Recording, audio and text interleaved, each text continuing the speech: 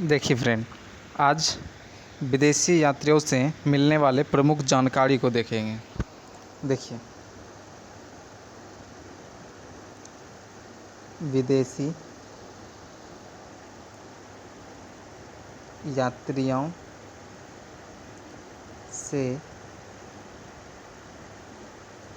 मिलने वाली प्रमुख जानकारी। तो विदेशी यात्रियों से मिलने वाले प्रमुख जानकारी इसमें जो देखेंगे, जैसे यूनानी रोमन लेखक कौन थे, चीनी लेखक कौन थे, अरबी लेखक कौन थे और अन्य लेखक कौन थे। ठीक है, जैसे इसमें से आ जाएगा हेरोडोटस आएगा, मेगास्थनीज, डायमेकस, ये किसके दरबार में आया, ठीक है, यह किसका राजदूत था, इसी सब के बारे में इस वीडियो में चर्चा करेंगे। ठीक है, तो चलिए वीडियो को स्टार्ट करते हैं।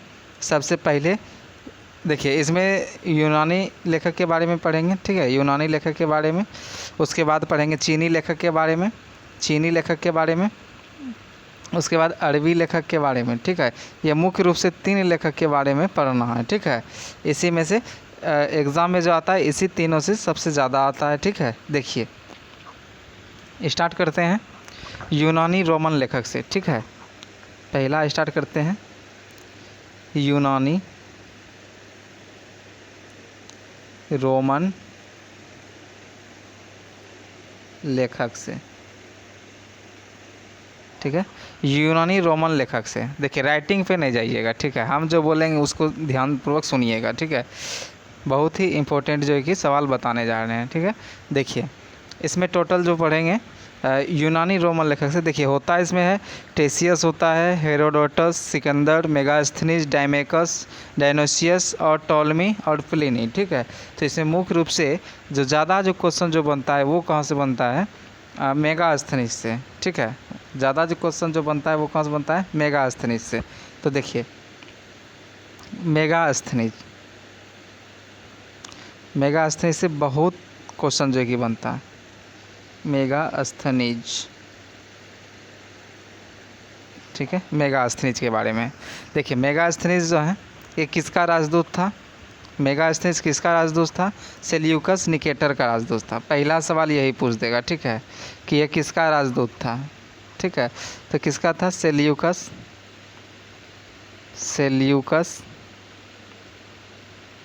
निकेटर का, सेल्यूकस निकेटर का। मेगास्थनीज किसका राजदूत था, तो सेल्यूकस निकेटर का राजदूत था। ठीक है, उसके बाद देखिए, उसके बाद इसमें जो बनेगा कि ये मेगास्थनीज जो है कि किसके दरबार में आया था। ठीक है, मेगास्थनीज किसके दरबार में आया था, तो यहाँ से आप याद रखिएगा मौ से मेगा। ठीक है, मेगास्थनीज। ठीक है, अब मौ से मौर्य वंश याद रखिएगा। ठीक है, मौ से मौर्य वंश याद रखिएगा।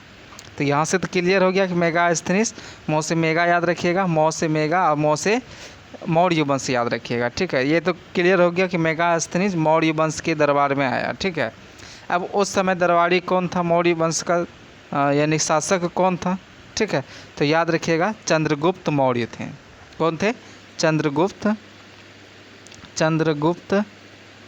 मौर्य थे, चंद्रगुप्त मौर्य थे। ठीक है, तो मेगास्थनीज किस वंश के दरबार में आया था, तो मौर्य वंश के दरबार में। उस समय वहाँ का शासक कौन था, तो चंद्रगुप्त मौर्य। सवाल देखिए कैसे बनेगा कि मेगास्थनीज किसका राजदूत था, तो सेल्यूकस निकेटर कहिएगा। मेगास्थनीज किसके दरबार में आया था, तो चंद्रगुप्त मौर्य के दरबार में। ठीक है, ये क्लियर हो गया। उसके बाद देखिए, मेगास्थनीज के द्वारा एक पुस्तक लिखा गया है। ठीक है, मेगास्थनीज के द्वारा एक बहुत ही महत्वपूर्ण पुस्तक लिखा गया है जो कि एग्ज़ाम में बार बार पूछा जाता है। तो कौन सा है, इंडिका पुस्तक, इंडिका। ठीक है, कौन सा पुस्तक लिखा है, इंडिका पुस्तक लिखा है। ठीक है, मेगास्थनीज के द्वारा कौन सा पुस्तक लिखा गया, इंडिका पुस्तक।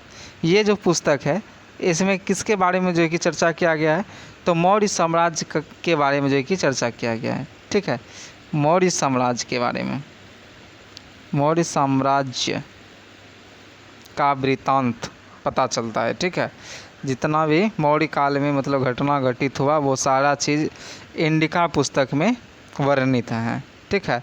तो मेगास्थनीज द्वारा लिखा हुआ पुस्तक कौन सा है? इंडिका। सवाल एग्ज़ाम में जो बनता है कि इंडिका पुस्तक किसके द्वारा लिखा गया है, तो मेगास्थनीज के द्वारा। ठीक है, तो यहाँ से याद रखिएगा मेगास्थनीज किसका राजदूत था? तो सेल्यूकस निकेटर का।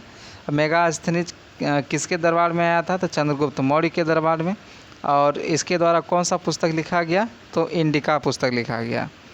और एक सवाल बनता है कि मेगास्थनीज के इंडिका पुस्तक में भारत को जो बांटा गया है कितने भागों में? ठीक है, भारत को जो बांटा गया है कितने भागों में? तो याद रखिएगा 7 भागों में विभाजित किया गया है। ठीक है, क्लियर हो गया? भारत को मेगास्थनीज की पुस्तक में कितने भागों में बांटा गया है? 7 भागों में बांटा गया है। ठीक है, तो ये था मेगास्थनीज से संबंधित सवाल।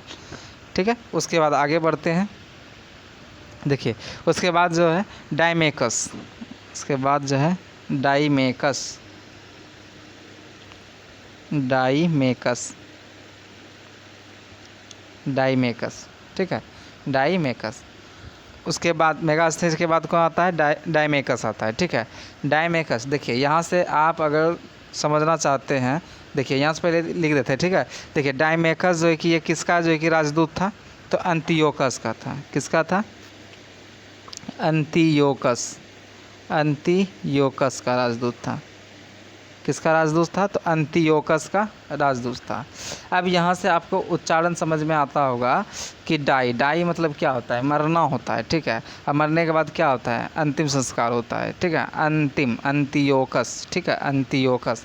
डाई मतलब मरना, और डाई का डाई यानी मरने के बाद क्या होता है? अंतिम होता है, अंतिम संस्कार। ठीक है, अंतियोकस, ऐसे याद रखिएगा। देखिए ये याद करने का एक ट्रिक बता रहे हैं। ठीक है, देखिए डायमेकस, डाई यानी मरना होता है, और अंतिम, अंतिम मरने के बाद क्या होता है? अंतिम, अंतियोकस। ठीक है, तो यहाँ से क्लियर हो गया कि डायमेकस किसका राजदूत था? तो अंतियोकस का राजदूत था। ठीक है, डायमेकस किसका राजदूत था? तो अंतियोकस का राजदूत था। ठीक है, उसके बाद देखिए डायमेकस किसके दरबार में आया था? यहाँ से ये बनेगा सवाल।